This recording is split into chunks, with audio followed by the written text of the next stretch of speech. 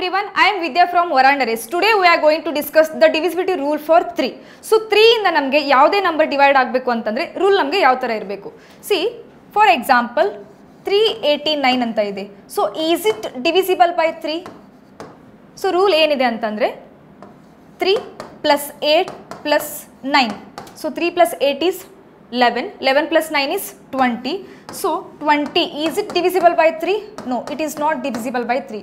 Okay, see rule ಏನು ಅಂತಂದ್ರೆ ನಿಮಗೆ ಯಾವ್ದಾದ್ರು ಒಂದು ನಂಬರ್ ಕೊಟ್ಟಿದ್ರೆ ಸೊ ಆ ನಂಬರ್ನ ನೀವು ಸಮ್ ಮಾಡಬೇಕು. ಸೊ ಆ ಸಮ್ ಯಾವ ತರ ಇರಬೇಕು ಅಂತಂದ್ರೆ ನಿಮಗೆ 3 ಇಂದ ಕಂಪ್ಲೀಟ್ ಆಗಿ ಡಿವೈಡ್ ಆಗೋ ತರ ಇರಬೇಕು.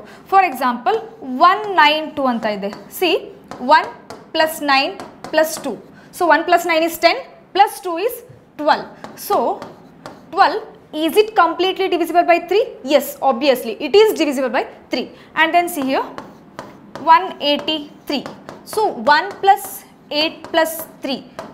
1 plus 8 is 9. 9 plus 3 is 12. Again 12 is also divisible by 3. Okay na? See 3 ಇಂದ ಡಿವೈಡ್ ಆಗಬೇಕು ಅಂತಂದ್ರೆ ನಮಗೆ ರೂಲ್ ಯಾವ ತರ ಇರಬೇಕು ಅಂತಂದ್ರೆ the given number sum should be divisible by 3. ಕೊಟ್ಟಿರೋಂಥ ನಂಬರ್ನ ನೀವೇನು ಮಾಡಬೇಕು, ಎಲ್ಲ ನಂಬರ್ನು ನೀವು ಆ್ಯಡ್ ಮಾಡಬೇಕು. ಸೊ ಆ್ಯಡ್ ಮಾಡಿರೋಂಥ ನಿಮ್ಗೆ ಸಮ್ ಏನು ಬರುತ್ತಲ್ಲ ಆ ಸಮ್ಮು ನಿಮಗೆ 3 ಇಂದ ಕಂಪ್ಲೀಟಾಗಿ ಡಿವೈಡ್ ಆದರೆ that number should be completely divisible by 3.